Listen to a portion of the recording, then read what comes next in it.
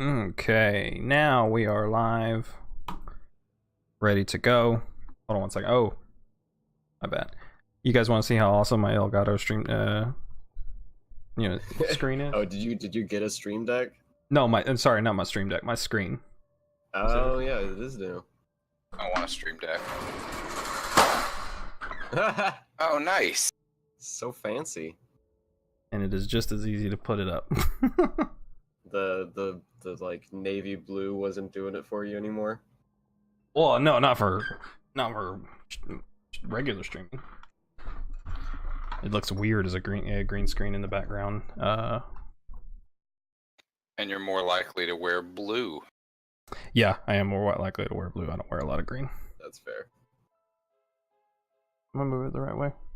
No, it doesn't matter. It's like you're gonna see a bit of my wall. That's fine. All right, guys, welcome to the Flavor Text Podcast, the show where the lore is made up and we love it too much. We love it anyway. I am the RP Gent. With me today, as always, is Unusual Renegade to my right, and Nalik DB below. Be sure, if you have not already, to go follow them. They are cool dudes who I will shout out now. Grazie. So guys, how is Battle for Azeroth going? We touched base on that last week, asking what everybody was thinking. It's still holding up. It's a grind. Not that that's a bad thing. You expect that. It's a better grind than some previous expansions have been. You're not wrong. And at least I like my biggest thing so far is like there's a lot of stuff to do. Like even once you hit max level, there's still a lot of stuff to do. There are tons of quests that you can still do after you've completed all the storylines. The world quests are plentiful. Island expeditions are loads of fun.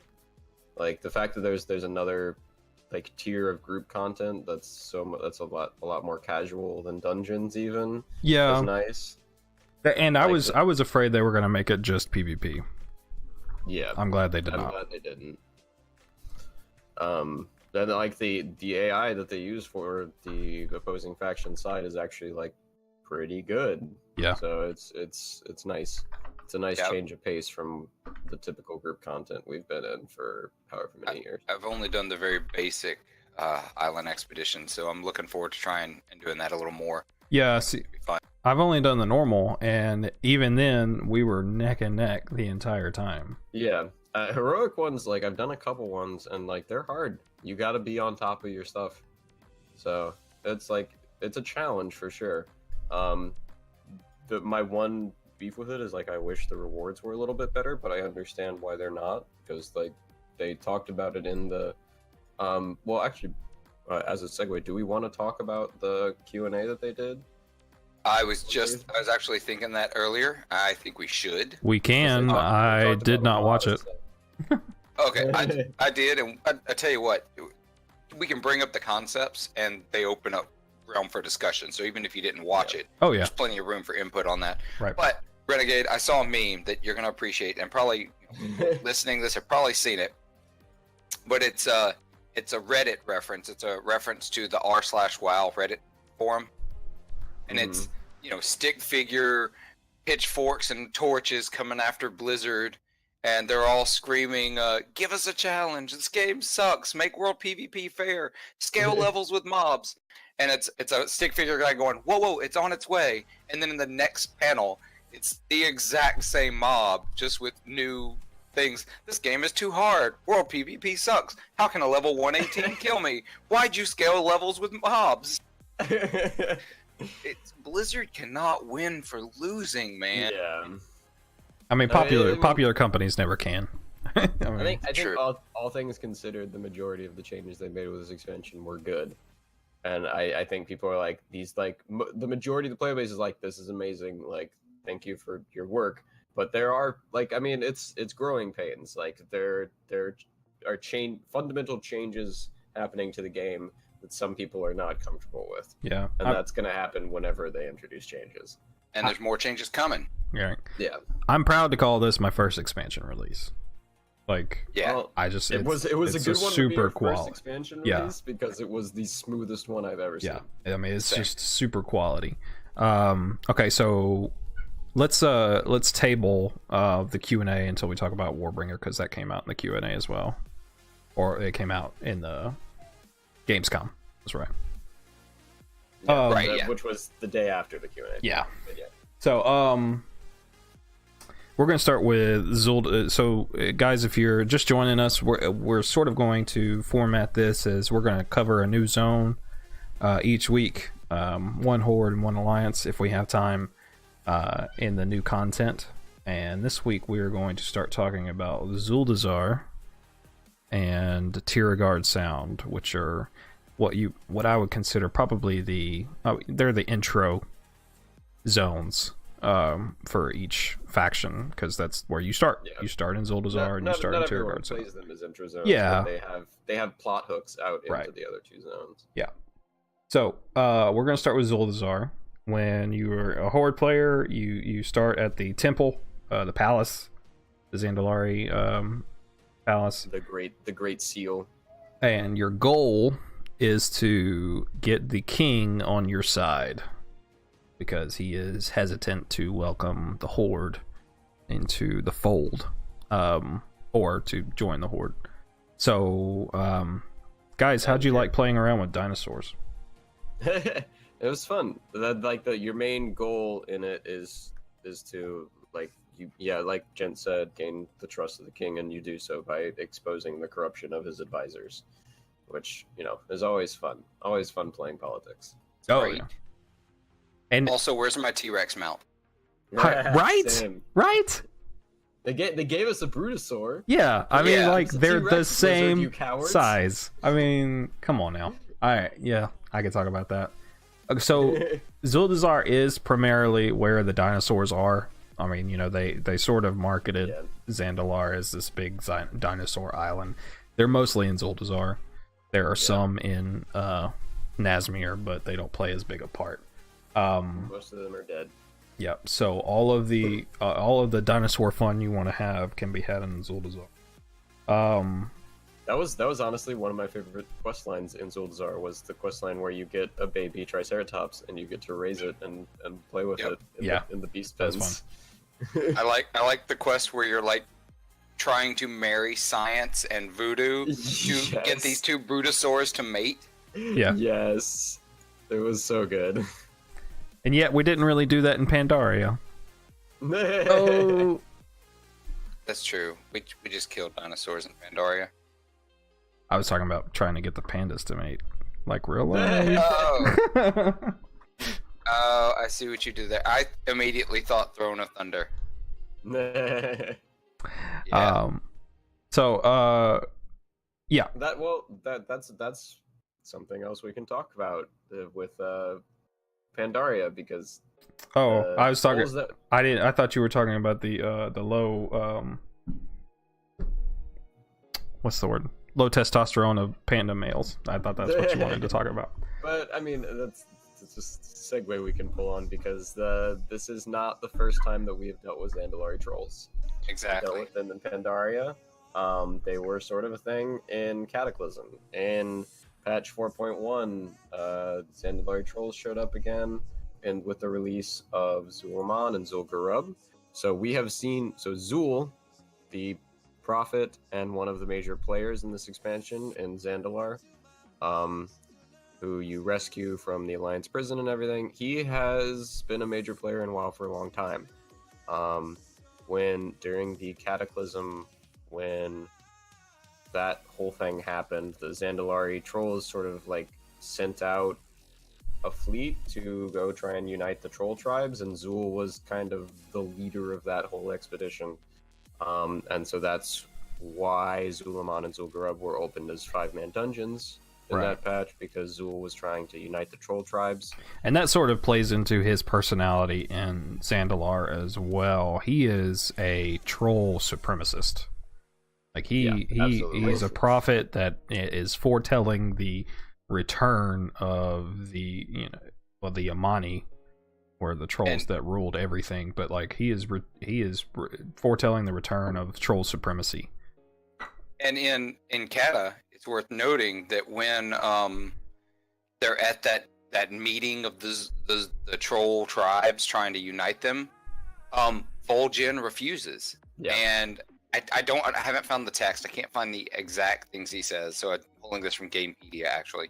When Vol'jin refuses, Zul threatens him that against the powers they would soon unleash, the Zandalari, none would stand against them for long. He's like, "You're not with us, you're against us." Yeah. And then in Mists of Pandaria, Zul was actually the one that sent the Zandalari scouts to Pandaria to, make a deal with the Thunder King and resurrect him and everything. He was the leader of that whole expedition. And that's why you run into a lot of Zandalari trolls. Yeah, and so this is information that's new to me. So it is not surprising that over the course of the Zuldazar storyline, you find out that Zul has been working behind the king's back with old gods and committing himself to blood magic with the intent of taking over the empire so that he can usher in this new age of troll supremacy that he's after. He is disheartened and has lost faith in the king and his ability to usher forth this troll empire that he wants, so he has decided to do it himself. Yeah, and his whole storyline has pretty much always been doing what he can to try and establish a great troll. And so like these things that you just said, I didn't know about. Like he has tried other methods. And his latest method is blood magic and old gods and stuff like that. Which is actually interesting because, well, I guess we can sort of get into that here. It's not really a factor yet because Uldir isn't open yet. But the god that they worship, Gahun, is not an actual old god. It is a manufactured old god created by the Titans. If you look at the dungeon journal, it sort of goes into this a little bit, but the whole facility that he is contained in was created by the Titans to research old gods, and in their whole process of doing that, they accidentally created one, which is Gahun. Yeah, and we could probably talk about Gahun a lot when we cover Nazmir. See, like, and the thing I'm getting about Zul is that he doesn't care. Yeah, he doesn't care about Gahun. He doesn't care about. This is a source of power. Yeah, for me, these are means to an end. Yeah. So, let's talk about the Loa. They play a huge part in this one. Yeah. Honestly, that was one of my favorite parts of this zone. Like, we've heard the Loa talked up so much in previous expansions and in previous troll content. It was such a satisfying thing to be able to interact with them finally. Yeah. And the fact that like you got to interact with so many of them, and every time they were like, thank you for helping me, we'll grant you our boon. So you actually interacted with the Loa, and you got their powers and everything, and you were able to use that, and like that was super cool. And honestly, one of my favorite parts of Zandalar as a whole is the trash Loa. I don't know if you guys I didn't get that one. But there's a side quest in Zandalar in the or in Zuldazar in the like Zocalo area, where there are a bunch of these little Saurids that want to like there's a guard that's like, hey, go kill some Saurids because they're I did that one. And then after you kill them, you go and you find their Loa, who is a Saurid who lives in a trash pile. And she's like, hey, stop killing my friends. I'm going to turn you into a Saurid so you can see what it feels like. Oh, that one. Okay. And they're Reachman! Concept. Yes, Reachman! Reachman! But like one of my favorite things about it is like after doing that quest, as I was going around and questing, I would occasionally get these drops that were like shinies, and Yeah. like you would get a whisper from her after you got it. Say, hey, She's like, Richmond, I "What's see that- you got some. What's that you got there, Richmond?" And you could go turn it into her and get a little chest. Oh yeah. I I really enjoyed that. I didn't pick It's up that in she was the Fortnite. garbage Loa. I mean, Well, she not lived in trash officially. piles. Yeah, but she lives in trash piles. Yeah. I mean, it's She's, the she's the Loa of scavengers, I think. Yeah. is- and I had to do research on Loa. Like, Hmm. I didn't start playing Horde until I think I leveled my first Horde to max level in. Was Panda after Wrath? Yeah. Well, it was Kata and then Panda. Kata. Okay, so in Kata, I get those two out of order because I leveled to 85, and I played a Paladin, and that was all of it. That's all the Horde I played. I leveled a Paladin and then sort of forgot about it. So like all of the troll lore, all of this kind of stuff, I've had to research. I've had to look at it because I'm playing Horde more now.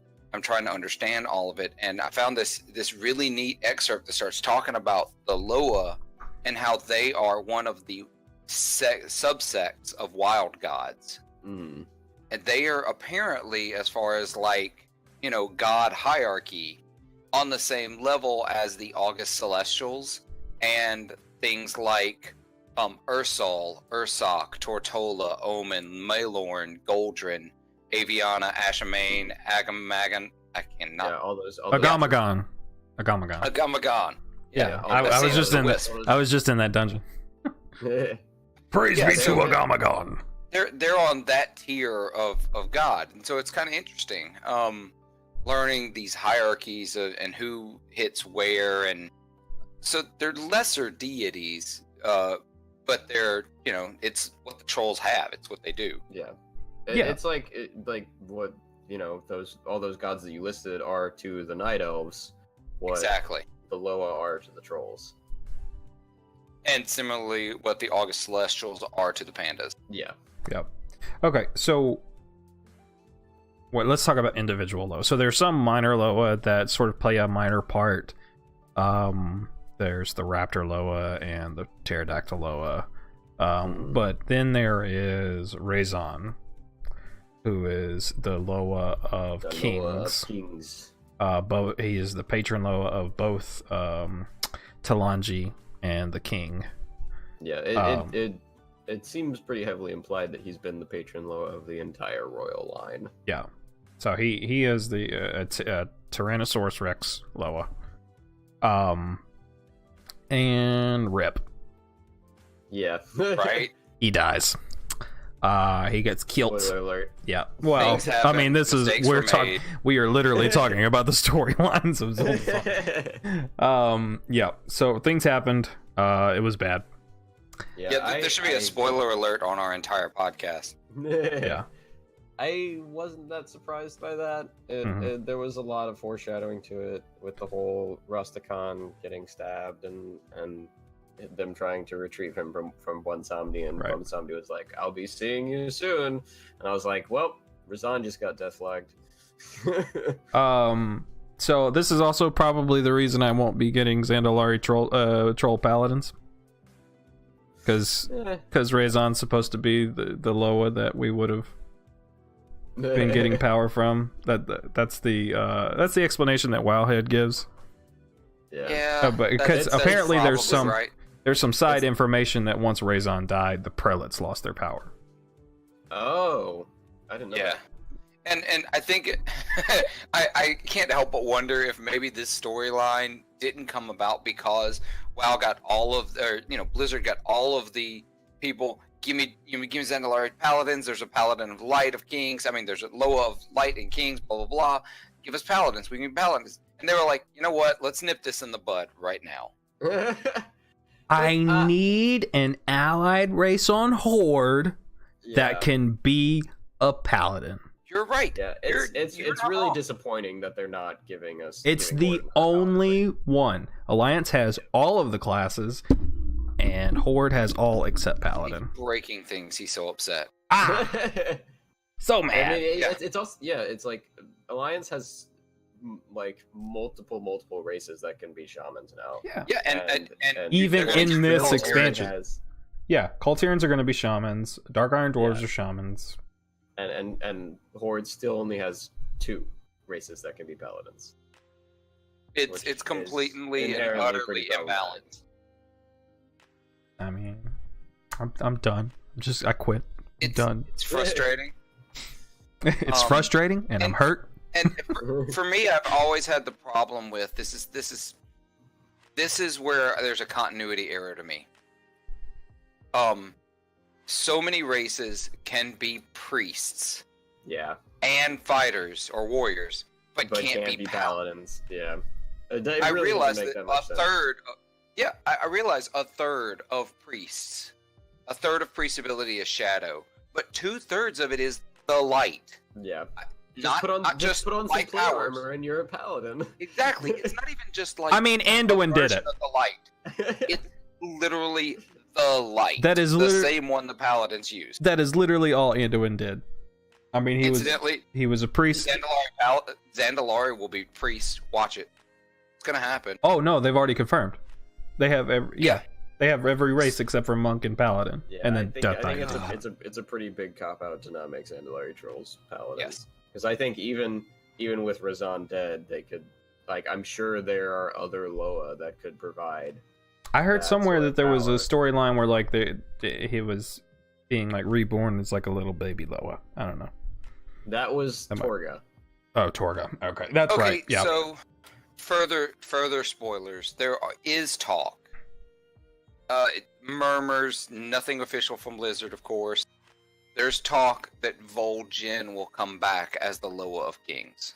I know he's going. I know, like, there's been. Right, but I okay. don't know if it's data mined or if it's. That's what I was actually thinking out of. We were yet, talking but there about- has been storylines with Vol'jin. Like he's coming They're back coming. as a spirit. Well, they're bringing his urn. They actually mention in game. They bring his ashes back to Zandalar, Yeah. Yeah. Zuldazar, whatever. So there's the speculation. Of course, there's been speculation for everything. I mean, if it's truth be told, everybody thinks Arthas is coming back, so whatever. But there's been talk that Vol'jin, somehow that spirit is going to be brought back to be the new Loa of Kings. And effectively, there's a clash, but you would assume, between Bwonsandi and Vol'jin. Yeah, I kind of doubt that. As far as, like, Vol'jin's character doesn't seem like the kind of character that would fit as a Loa of Kings, because he was a shadow hunter in life. Yeah, I feel like Blizzard owes Vol'jin something, though. Absolutely. Yeah. But They owe him something. I don't think the Loa of Kings is what it's going to be. I don't think that fits his character. No, but it could be whatever fills that void in the Pantheon. Yeah. It may not be the Loa of Kings, but it's a Loa of some kind. I don't know if the that, Loa of War Chiefs. yeah, or something like that. Vol'jin We're can't die. purely He's already dead. speculating. War Chief for life. What is dead may never die. Yeah. Also, I don't have a direct source for this, but I'm pretty sure the Loa that Vol'jin was closest with was Bwonsandi. Oh yeah. Yeah. It definitely was. Yeah. Yeah. And we'll talk about Bwonsandi a lot when we cover Nazmir as well, because he plays a much Oh, yeah. bigger part there. What a cool dude. Yeah. Oh. A ripoff of Ryuk from Death Note, but it's basically Ryuk with a Jamaican accent, and that's all I ever wanted forever. So Jamaican or is Bwonsandi's African? The trolls are Jamaican. At least they're. The the Zandalar trolls all Zand- have African accents. yeah, the Zandalar trolls are Oh, that's African, fair, yeah. but Bwonsandi man, yeah, he's got a little bit of a mix. But Very, very specifically, they all have somewhere in that Nigerian Ethiopian accent. yeah, Uh, in Zandalar, I know this because the in Zandalar, because the voice actress for the Talanji. priestess is Nigerian. Yeah. Yeah. So and the Dark Spear trolls are Jamaican. Yes. Yep. So all right, let's see if there's anything else to cover in Zelda. So essentially, it plays out that you sort of rescue the king, and And even though Raison dies, you fight his raised corpse in the Zuldazar, dungeon. Where you also take care of. Oh, he had a priestess that was sort of his bodyguard. Yeah. Yeah. She was one of his advisors. One of his advisors. Who sided with Zul? It was her, Zul, and the like berserker dude who's also in a Zuldazar, were his 3 advisors. Okay. Like, big what about the bosses? Okay, I haven't looked into it. I need to. What about the priestess that you kill in a Zuldazar? I don't know what her role. Like was. she's against Yasma. She is against Yasma, but we have to kill her. Alunza. Why do we kill her? Is she crazy? She is a fanatical defender of Zuldazar's golden sanctum and has come to cleanse the temple of all corruption at any cost. Oh, and we just happen to be there, so yeah, she wants to kill us too. That is all the Dungeon Journal says about her. So that is literally it. She has 0 lore. She is made up on the spot. Yeah. So. It's like, hey, we need a boss here. You kill Raison, who has been raised as a skeleton Tyrannosaurus, which is also pretty cool. Want that as a mount too. So many models I want as a mount. Yeah. I want the frog mount so bad. Yeah, because you ride him. Yeah. You ride him around. I want to know when I get my honeybee personally. Right, you can ride that. That's a flight path. They have literally no reason not to make that a mount. That's a flight path. They were data mined as a mount. Yeah, both of those were data mined. They also data mined the hive mind as a mount though, and that has been explicitly said that is not in the game. Did they actually say that? Dang. Yeah. They one of the developers said on Twitter that it was a placeholder in the beta and has been removed. Ren, you're really good at killing my hopes and dreams. I killed somebody's last night when they were talking about. Really good at killing your hopes and dreams. I killed somebody's last night when they were talking about they can't wait to be a Zandalari monk. I said, sorry. Sorry, bud. Sorry. They wanted to race change. It's like saying you want to be a Zandalari Death Knight. Yeah. So, all right, so we kill Yasma at the end of the storyline, and we will talk about there's a storyline that sort of culminates after you've done all 3 of the zones. We'll talk about that later. But because that's going to bring them all together. So Zul at the end of Zuldazar is still somewhere. I don't know if I still haven't finished Zandalar completely, so I don't know if we get him during the storyline or if he's like gonna be in a raid somewhere. He shows up in Uldir as one of the bosses. Gotcha. So he's gonna be in the raid on September 4th. Tiragarde sound. Everybody ready to move on? Yeah. Yeah. Now this is the one I'm most familiar with because I literally just finished it up last night. Yeah, past couple days I've been side questing over there, so I'm a little more. So I did Horde first, and Zuldazar was my new favorite zone until I did every zone in Coltiris. Every zone in Coltiris is amazing, and we're going to talk about Dresvar last, but Dresvar. Dresvar, we're going to spend a whole episode on. Yeah, we don't need to talk about any of those. I'm going to level an alt through Dresvar the day before we do it, because I want to see it all again. Yeah, it's just so good. But Tiragarde sound, I would say, is probably the least impressive of the 3, even though all 3 are amazing. Yeah, but if all 3 are amazing, Dresvar, I'm with you. It's my new favorite zone in all of WoW, period. Yeah. In fact, the manor there in Dresvar is my new favorite dungeon. It passed classic.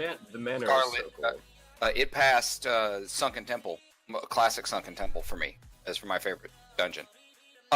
We'll talk. That's a whole other different day. Yep. But Tiragarde sound may not have been the most amazing, but it had the most story. It's where all of the storyline really happens. Right. Yeah, and it's where you get plot hooks into all the other zones and everything. It's also where you really get the pirates. That's true. Yeah, I really want to be a pirate, but I was really disappointed how much the problem was hate pirates. Yeah. I mean, they're a maritime society. Of course they hate pirates. I know.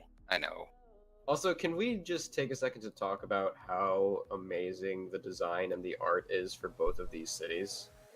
They are what Stormwind wanted to be. Yeah, like I'm so happy that they finally did an expansion where they actually put so much work into making a new capital city for each of these. Yeah, it's and a they little did an amazing job. Yeah, it's a little difficult to navigate when you. I mean, because okay, so Zuldazar is very vertical, Yeah.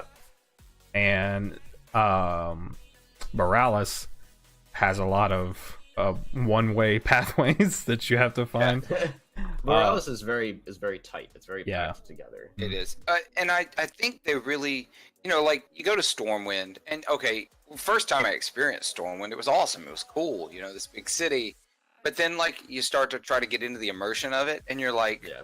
there's not enough buildings for all of these people to live in. Yeah.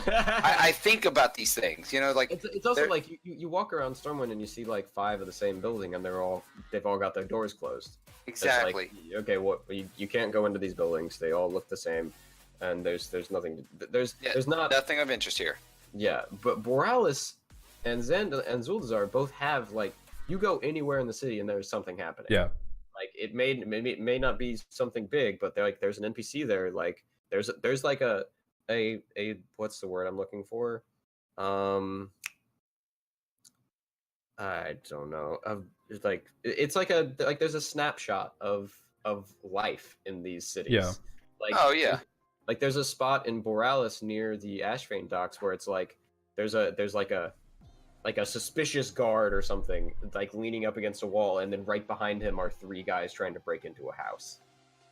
Yeah, like little things like that. And that's the cool thing about it. And as much as some people hated Suramar was the blueprint for these cities. Yeah.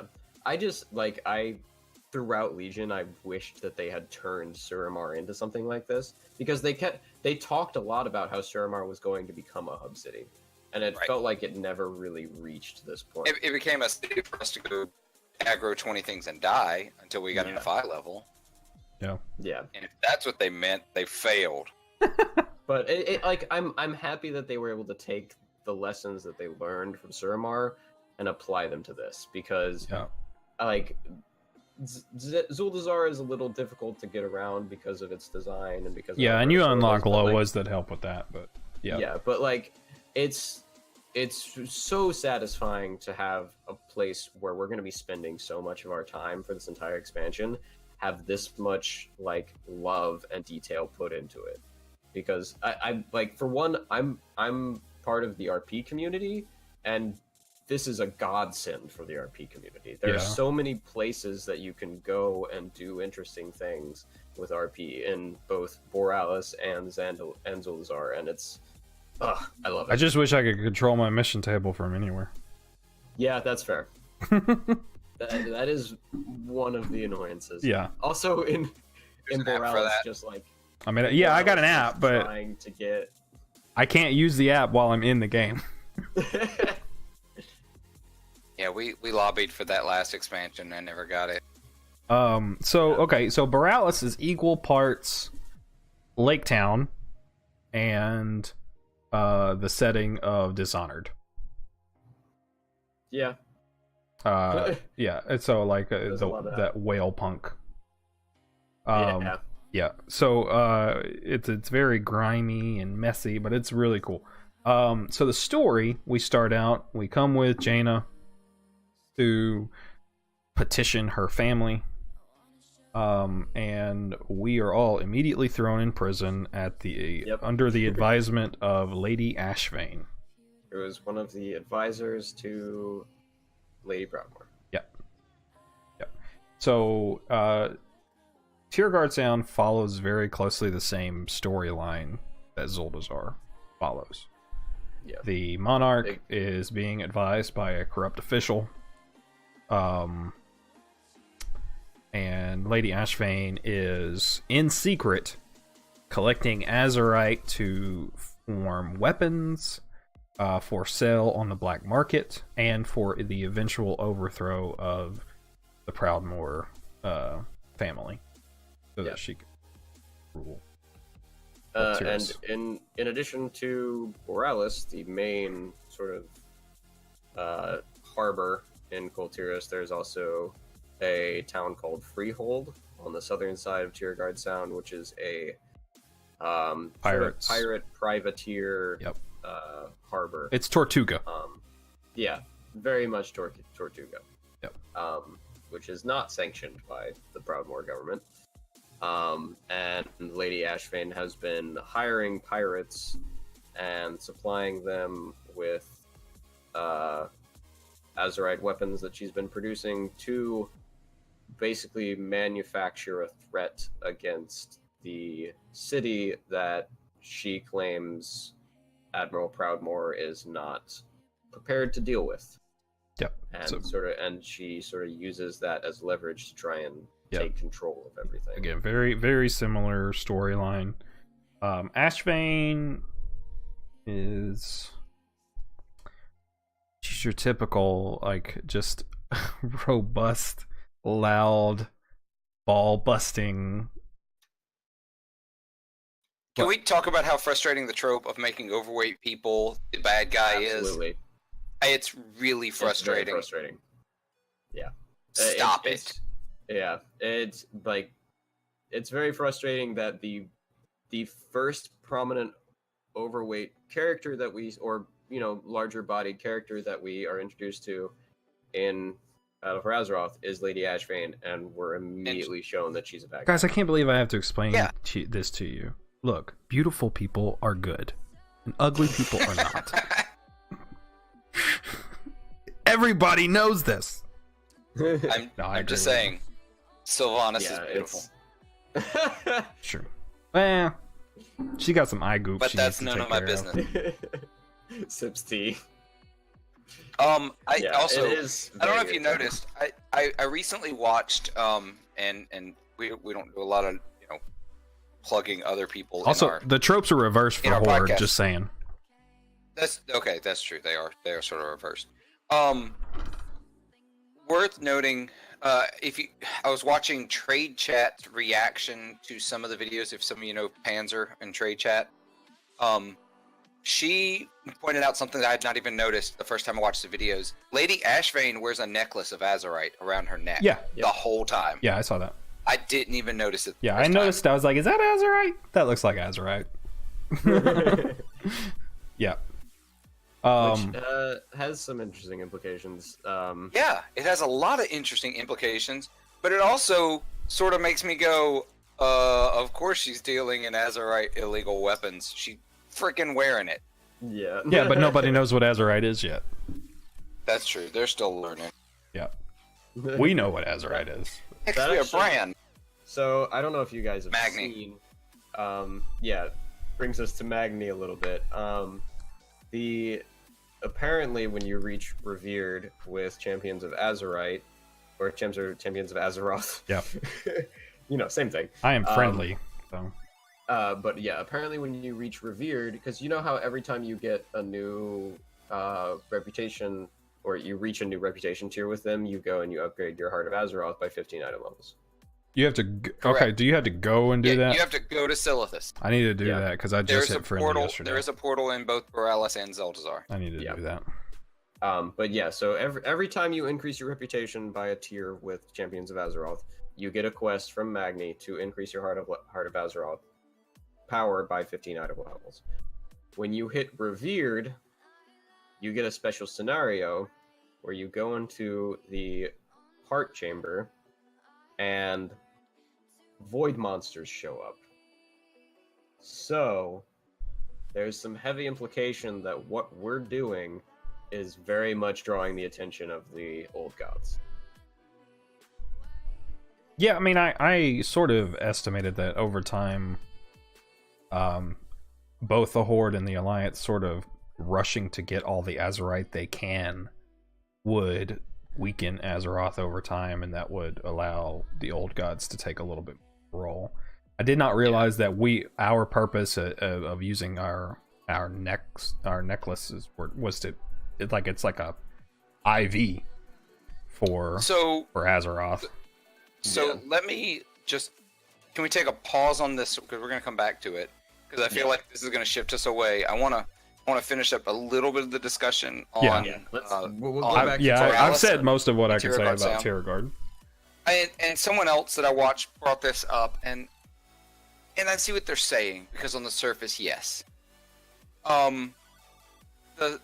The Alliance storyline is actually written supposedly by Christy Golding, who writes the novels. Right. They got her to write the storyline, which is a deviation from the past, where the novel writers. I think she's new to the story writing team this expansion. Yes, that's new. That like they brought in the novel, because she's been writing the novels for a while. Right. So it's kind of handy they brought in the person who's written the majority of the War of Warcraft. She wrote Elegy as well. Yeah. So, the story Alliance side it feels a little less grandiose. It doesn't feel like, okay, you go to the Zandalari, you got to deal with them. They've got the court intrigue, they've got the backstabbing, they've got the politics, but at the height of it, you're dealing with wild gods, Loa, and their control and their implications, and you're dealing with something a little bigger than petty squabbling. You come to Tiragarde Sound, and you come to Borealis, you get to deal with court intrigue and politics, but really it's ultimately an ambitious power struggle by one person. You're dealing with people. I would say that it's the better story. It's not as grandiose, but like, okay, so the Kultira storyline is about a really familial reconciliation. I mean, that is the overarching story. I mean, it is the feel-good story of the summer, but I'm just saying. Okay, so you don't get there. By the end of Tiragarde Sound, the zone, Jaina is still not around. She's still in prison somewhere, and you don't know where she is. The end of Tiragarde Sound. Well, the end of it all is you do find out where she is. Right. You go in. And, I'm talking about just the zone storyline by itself. Like the ending being Freehold dungeon where you kill. Yes. Yeah. But what was I gonna say? I was definitely the story isn't as grandiose, but I personally think that's a good thing. Yeah. I think after everything that we as characters have done in WoW up to this point has been incredibly grandiose. Yeah. And it's nice to have a change of pace. Right. And especially after Legion, where we were out off in space dealing with space demons, coming back down to Earth and dealing with the actual problems that people are dealing with is a really nice change of pace, and I think really sort of brings it back to this is the world we live in, and it's incredibly interesting. Yeah, and despite us not being in space. I keep saying that this is the biggest selling point of the expansion.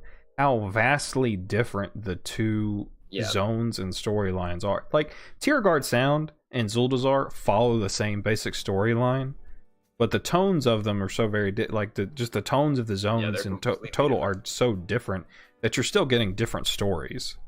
And like with Horde, you're getting this high octane, action movie that we're used to from World of Warcraft, but you're getting something a little bit more subtle, and horror stricken in the Alliance storyline that I really enjoyed. Because and all of the zones deal with familial problems. Dressvar does that. And there really is a big sort of horror undertone to the entire all of it storyline. Yeah, and really, that comes partly from the old god stuff, but then you get to Dressvar and it's not just the old god stuff. It's a cool change of pace. Are we gonna talk about are we gonna save the very end of the Alliance storylines as it stands now? Yeah. Are we gonna talk about that now? Once you finish all the zone, it culminates in where essentially you're going to go start looking for Jaina. That storyline was going to come later. Same as Zandalar, the culmination storyline. We'll save for later. We'll talk about that later. Yeah. All right. One last thing I want to talk about in Tiragarde Sound is I loved the Norwington Estates storyline. Oh, where you get set up for the party? the equestrian festival. Yeah. I just thought that was so fun and a cool it's funny. little change phase. I loved the character like of The Lord, yeah. And just like how like sort of upbeat he was. He was like, "Oh, what a wonderful party! This will make a great story in the coming years." And it's like it was. And then we get attacked, and he's like, "Oh, tally ho! This is wonderful." Yes. Excellent job, old chum. That was one of the most fun just areas. Like I had to go fight. Like when I had to leave to go do another quest, I didn't want to get off the horse. Yeah. Like I just wanted to, no. I have a spear. I'm gonna do this. I'm gonna go throw some bolas and spears. Way more fun than wrath jousting. Yeah. Yeah. Yeah. Okay. I don't know about that. It was so refreshing and. The one that sticks out to me. I will take you to Wrath and show you the jousting. You need to start that. I've some cool rewards. He's talking to me because I've never done it. Jent's never done it. Yeah. And so we're gonna go do it, and you're gonna see how terrible it was. So one of the parts that stuck out to me was the gnome trash, like landfill part. Uh-huh. What I was like, where is this coming from? Like, it wasn't a landfill. The guy, because it was like a wrecked submarine, wasn't it? No, it was an old city that apparently got abandoned at one point, and the guy's like, I don't know what the hell happened to all these gnomes. I'm trying to figure out where they went, and they're just gone. But they're like scrap dogs and little mechanical robot dogs. It felt kind of like a nod to Fallout. I don't know if I'm just pulling on straws there, but I got that same vibe. I didn't. I'm so glad someone else did. Oh yeah, y'all talk about that. I'm trying to remember exactly where that was, so I can look at. It was in the It's it like was the one middle of the side somewhere. quests to the south. That was like it started with the whole hot springs area. Yeah. Oh yeah, that's it. And then you find the guy in the cave who's like, hey, there's this like city over here that is completely abandoned. There used to be like my gnome friends used to live there, but I don't know. It looks like a landfill. Like, well, yeah, because it was. You guys say Fallout. I'm talking about like overgrown. Yeah, you guys say Fallout. I'm thinking like Borderlands. I mean, fair. Yeah, like it just like it reminded me of like I was like, is this like a vault that gnomes made and it got destroyed? It could or something? be. That's interesting. I didn't think. I'll have to go back and look at this stuff. But yeah, I'm curious to see how that culminates because I've done it on, or I did the starting questline for it on my monk who isn't 120 yet, and like at the end of it, the guy is like, "Hey, come back later, or I'll let you know when I have more information." So I'm like, "Is this gonna go somewhere?" Because we didn't really find out what happened, so I'm Nomergon 2.0. I don't think it'll be a huge plot point, but it'll be interesting to see. Okay. So, we had our first post expansion Q&A. Oh. What? One more quick thing. Yep. One thing that I've really liked this expansion is the fact that when you go and do side quests, a lot of them after you finish them, like a couple hours later or whatever, you'll get a letter in the mail from one of the quest givers being like, "Hey, something happened. Wanted to let you know." Which I think I got that for the Dino Romance questline. Yeah, I think a lot of them are for like, "Hey, we're letting you know that the pet vendor has this pet available to you now." Like that, they're stand-ins for that. But I just think it's a cool little thing that helps with the conversion that I think is very. Yeah, I we could go on and on about what they got right this time. About all the little things. Yeah. Right. So Q&A. Warcraft dev Q&A happened this past week, as well as Gamescom. We're going to talk about Ashara a little bit, but I didn't watch the Q&A. I don't know that I'll ever watch the Q&As. It's mostly like mechanic things, right?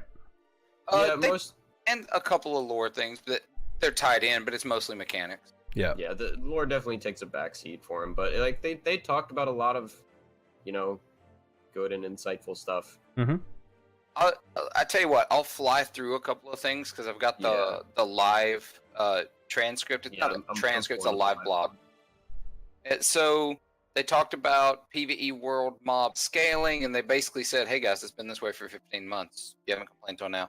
Yeah, yeah. basically It's, working a as lot of intended. the questions they asked were like, "Hey, why is this?" And then the devs were just like, "Hey, it's been like that. That's not new." Yeah, it's like that's working as intended. They said thoughts on leveling. I feel weaker while leveling. They said yes, they've noticed that is an issue, so they're working on that little bit of a tweak. Mm-hmm. Level scaling, the weird consequence in PvP. They said item level should matter, but they wanted to make sure lower level characters had a chance, so they're pretty much going to leave that alone. Design philosophy behind item level increasing so rapidly. He starts about each expansion being a restart. We all knew that. And it is a balance between, you know, making you actually feel like you're improving and making it not too crazy. Right. He talked about, basically, without saying it, they talked about the death of World Quest Group Finder. It said they want people to interact with each other, not just click a button, join a group, sit around and wait for someone else to complete the quest and then walk away. Yeah. The AH fix, I'm so happy about this auction house fix. So they're talking about the problem with auction house and guild bank features for high pop realms.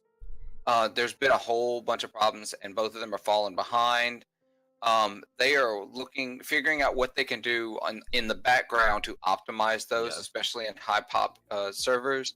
One of the big things for the auction house is on high pop realms, the auction house gets flooded with single stacks of materials. Yes. So you have to go through like 4 or 5 pages of auction house of single stacks of monolite. And it's so frustrating. So they're fixed, and I really like this fix. Originally, you know, when you go to the auction house, you put something on, there's a deposit.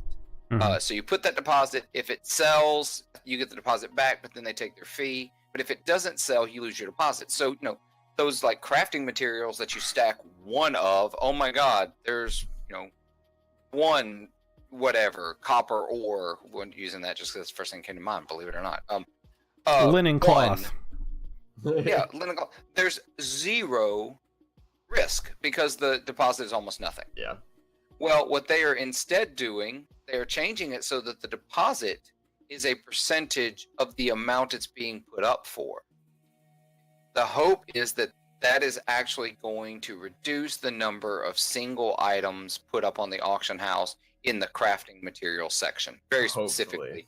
Because that's a huge issue with crafting major problem in the auction house.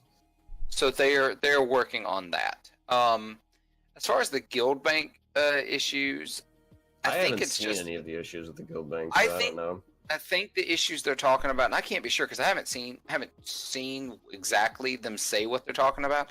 I think it has to do with some of the lag putting things in and out of the guild bank. Yeah. And it's gotten worse. Yeah, that's the big thing they were talking about is those two services lagging because there are more people using them now than pretty much there have ever been. So they just need to work on the back end of that a little bit, I think.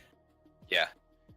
They fixed a lot of the guild permissions where you could set ranks and abilities in the guild. They realized after Backlash that, hey, that was a bad move. Expand communities. They're talking about moderation tools, abilities to permanently ban someone from a community group because right now you can't. They talk about hot fixing the island rewards to make them a little better. I heard about that.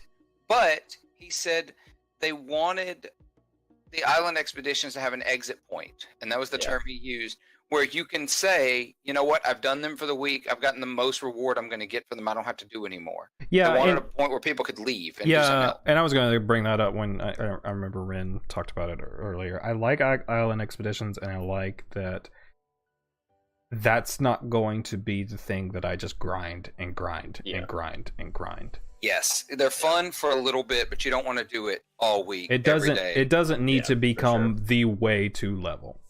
Yeah, yes. Absolutely. Or get eye level. Speaking of Azurite gear and level, I'm skipping one for a second. Becoming tradable. Well, yeah, okay. I was gonna skip that for just a second, but yeah, Azurite gear, you've not been able to trade it until next patch or next reset. They're making it so that the helm, shoulders, and chest can be tradable as long as you already have an item of that same eye level or better. They had an issue where, say, a paladin and a warrior go into a dungeon, Paladin gets a piece but doesn't need it. It's the same eye level he's already got, and his piece is better. He can't trade that to the warrior. He can't just cannot give it to him no matter what. Azrahiger wasn't tradable. Yeah, it's a good change. Yeah, they talked about the catch-up mechanic. I'm gonna skip a few of these because some of these are just not worth talking about. Yeah, but the artifact power catch-up mechanic will be going into play this next reset.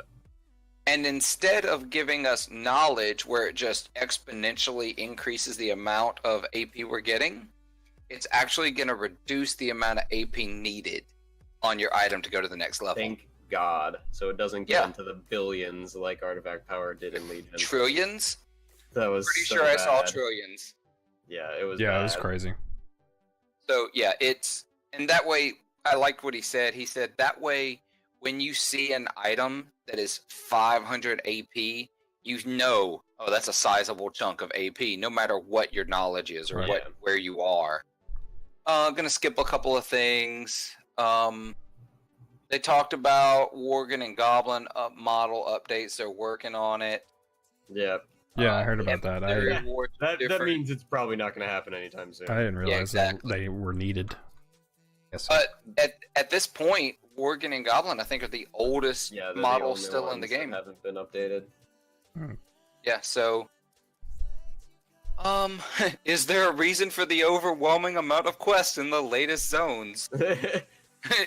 Well, I talked about it. Like, Alex, you asked that question. I was in Guild yesterday, and I was like, the quests never stop.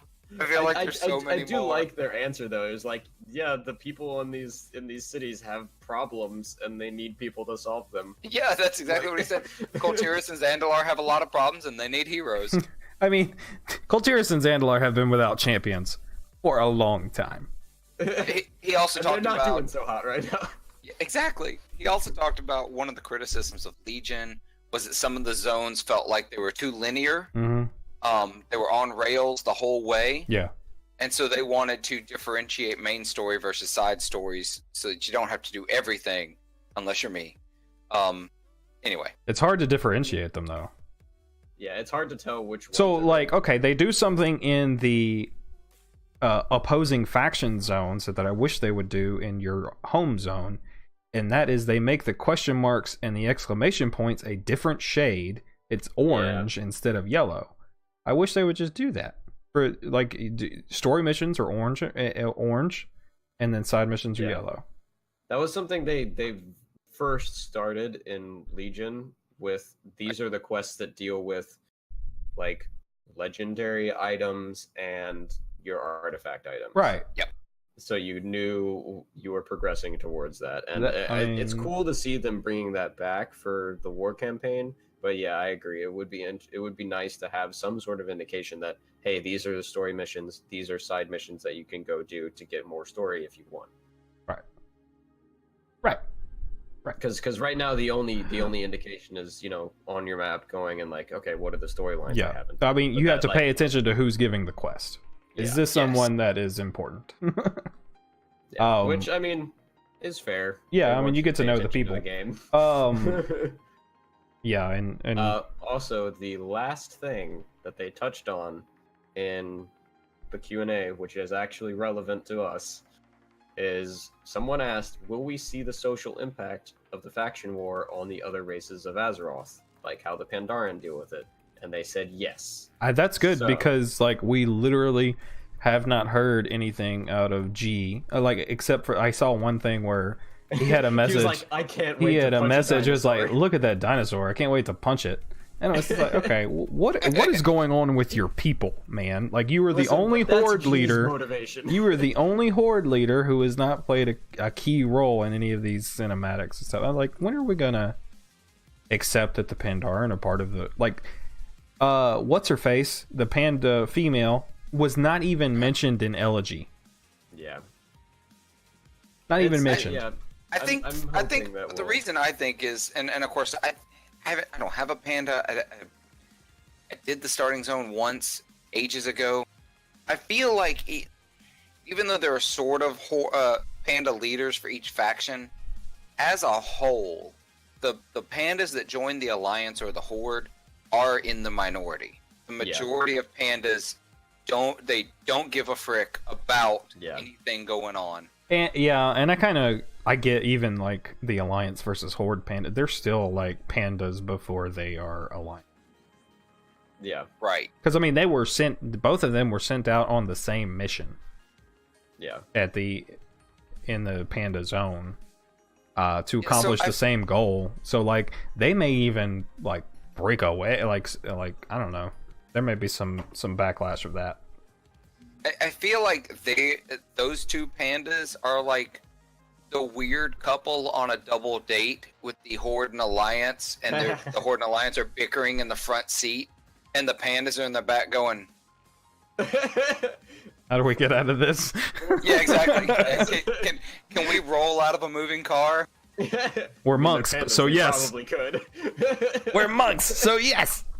All right, so it is 11:01. Do we want to talk about Ashara? Yeah, let's go ahead and talk about Ashara. I think we can do that in under 10 minutes. All right, third Warbringer video, Ashara. She likes fish. Can I just say, okay, so the opening, I really like the opening half of that video where she is like apparently trying to hold the city up. Yeah. By sheer force of will.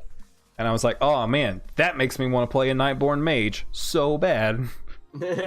Well, they aren't Nightborn though; they are Highborn. I know, but like they become Nightborn, like that. The Highborn became. They become Naga. Well, yeah, you know what I mean.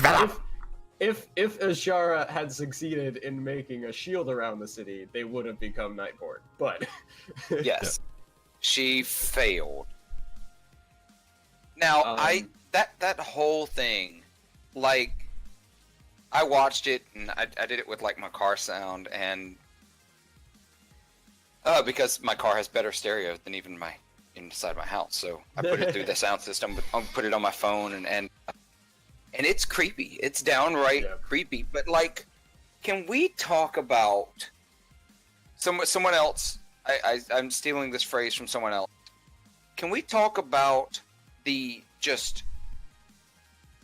absolute fortitude to grab a god by the balls, and then the moxie to know when to squeeze? I mean, she knew she had an old god where she wanted him. Yeah, she's in a bad place, but she's like, I could die. I'm fine with that. You give me what I want, and we'll talk. Yeah, there's a meme that I saw that was one of those like breaking news things over a picture of Ashara, and it was Queen tells God to F off.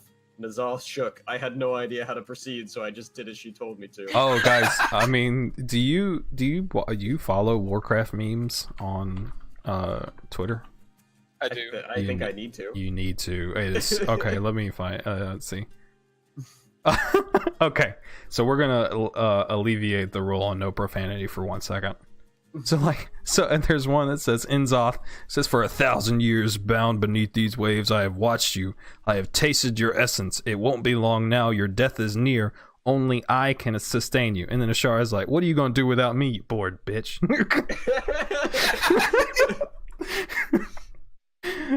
It's just like, you've been watching me for 1,000 years. Alright. But I really, really liked Ashar in this video. I am so blah about Naga though. Like, if they have done something cooler, I'm just like, Naga. Like, okay, I think there's a point to be made though. Like, all three Warbringer videos have been strong female characters. Mm-hmm. Yeah. Kudos Blizzard. Kudos. I appreciate that. I like anytime we're not just giving the lead white male or the lead. They had to slip in that Sarfang video though. Yeah, hey, I'm okay. I'm okay with giving green people their place. But okay, there's an argument to be made that Jaina's sort of losing it, going kind of crazy. We know Sylvanas is going completely crazy. You see less of that with Jaina in the storyline. Yeah. Oh yeah. No. Yeah. Like, there's crazy in the video. There's vengeance in the video.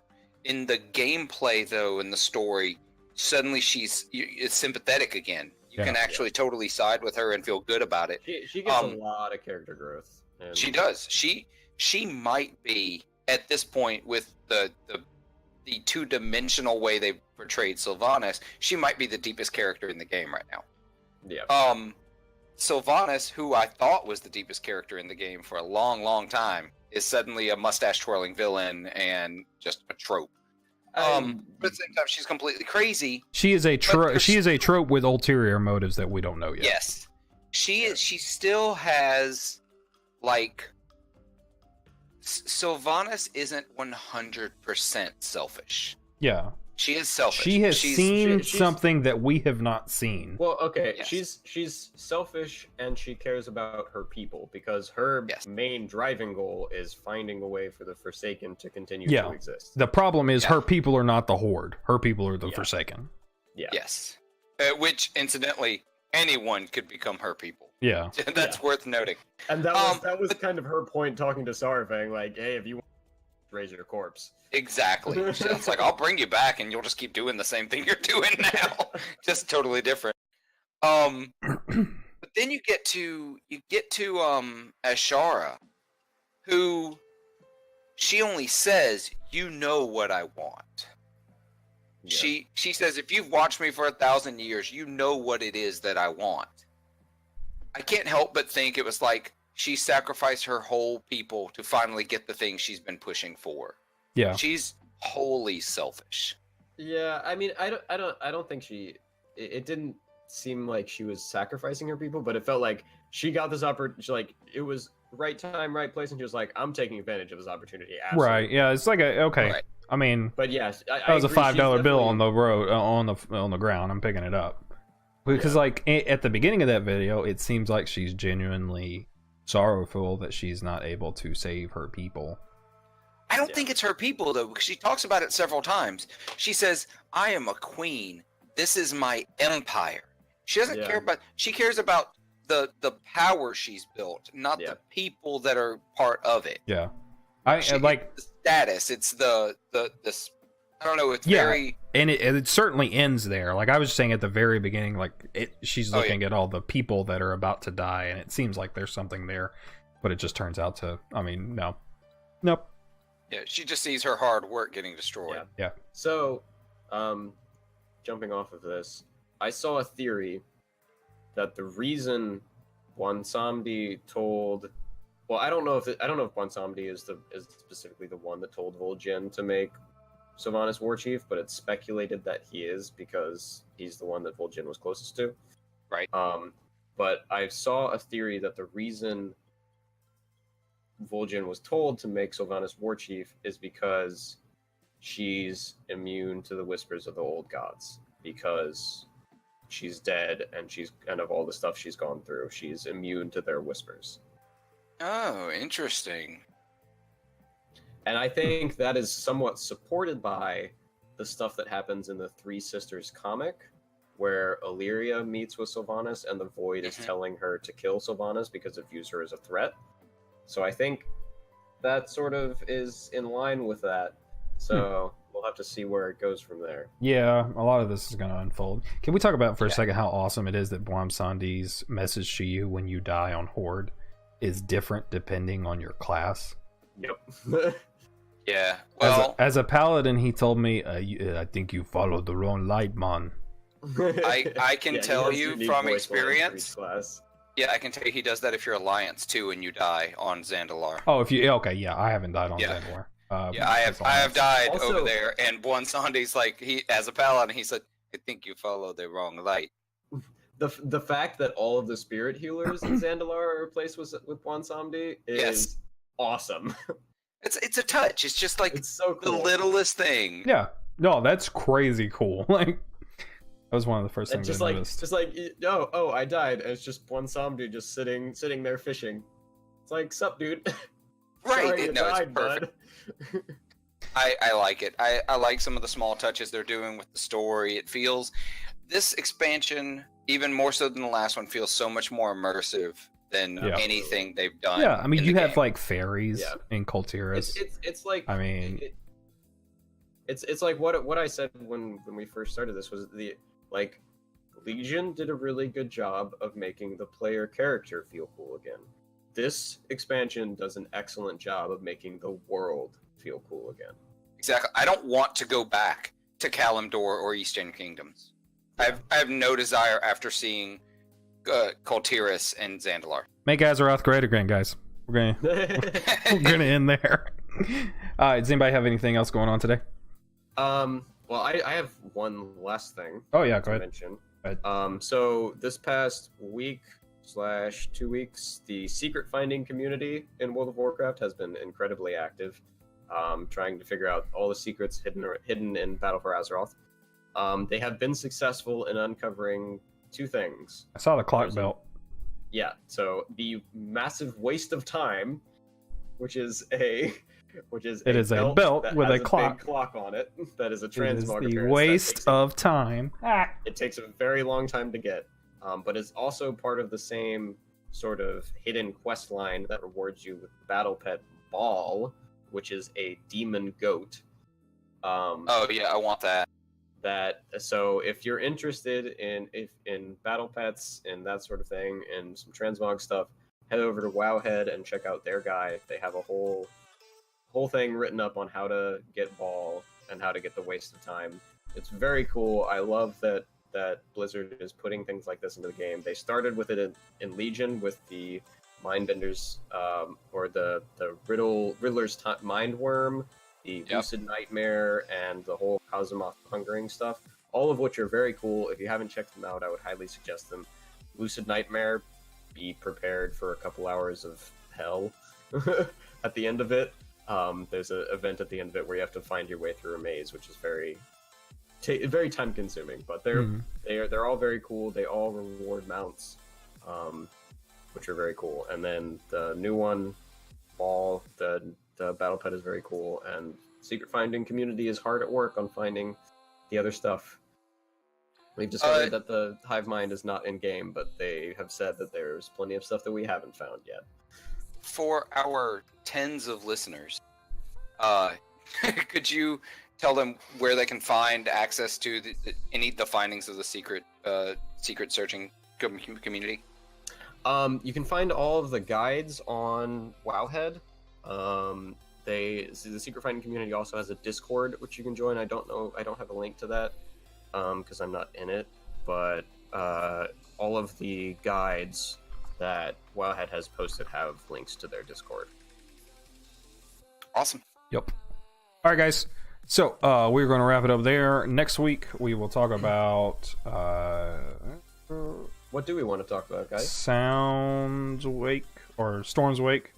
Yeah. And Nazmir. Okay. Sure. Yeah, let's do that. Sounds good. Storm's Wake and Nazmir and whatever else may come up in the week. I'm sure there'll be something on Tuesday with all the new stuff that's going to roll out. I'm sure there will be something lore related that will roll out as well. Yep. And the then, raid rolls out the Tuesday after. Yep. So we'll try and get in there and see if we can probe. I don't know if I'm going to be ready. Yeah. Well, I think my Alliance tune may be ready. My Horde one won't. I think the way we have it set up right now is we'll have. So next week we'll do Storm Song Valley and Nazmir, and then the week after that is when raids will open up, and I guess we'll talk about Vol'dun and Drustvar. Yeah, Drustvar's gotta be last. Vol'dun is so wide and empty, and we'll cover it in 5 minutes, and then spend the rest of the hour on Drustvar. although there's a lot that happens. There's a lot that happens. Like there's Drustvar, that little though. cave in of spirit trolls that I'm gonna want to talk about for a while. That's my favorite part of Vol'dun. Yeah. And you become one of them. Yeah, but you become what's the name? Gold something. Gold Tuscan. Yeah, the Gold Tuscan. I was talking about. Oh, I was thinking of the ones where your name is the same, like. Oh, Akunda. Akunda. Okay, we'll talk about. We'll talk about that. Yeah. Anyway, all right. What's everybody doing for the rest of the day? I am going to go back to sleep, and then Ren's gonna go sleep. I'm gonna go take a lunch break, and then I will be running some dungeons. We were doing some BFA stuff this morning, but we switched over to leveling a troll druid that I'm trying to get because I had some buds that wanted to level low level. So we're gonna play it by ear. We'll be doing good stuff. I'm probably gonna do mythics. As just a fun aside, I joined a new guild this past week. I'm pretty excited about, so I will be hopefully providing guild raid content as it comes out. Were their references good? I mean, did they provide good references? And... Yeah, they're pretty good. They were I don't know, 12th best on this server last expansion. Mm-hmm. I think they got to like 6 of 11 mythic on the last raid tier, which is not terrible. I mean, it's not 11 of 11, but that's pretty good. I'll take it. It's the most hardcore guild I've been in, and they call themselves a semi-hardcore raid guild. But it's the most hardcore raid guild I've been in since BC, so it'll be a new experience for me playing that seriously again. Well, guys, thank you so much for hanging out for Flavor Text. We will be sure to get up last week's episode in podcast form as soon as possible. It has not happened yet, but it is up on the YouTube. I think we'll probably get it up sometime today. Yeah, probably go up today. It'll be up today. And this one should be up in the next and we couple will of days. put this one on YouTube very soon, probably tomorrow, and we'll have this up in podcast. We're still working out the kinks and all that, but we are getting it down. Thanks so much for hanging out, and we will see you guys in our various streams. Don't forget to follow Unusual Renegade and NowlicDB. I am the RP Gent, and you are on my channel, so I guess you're already following. Thank you so much, guys. We'll see you next time. Bye. Have a good one, everybody.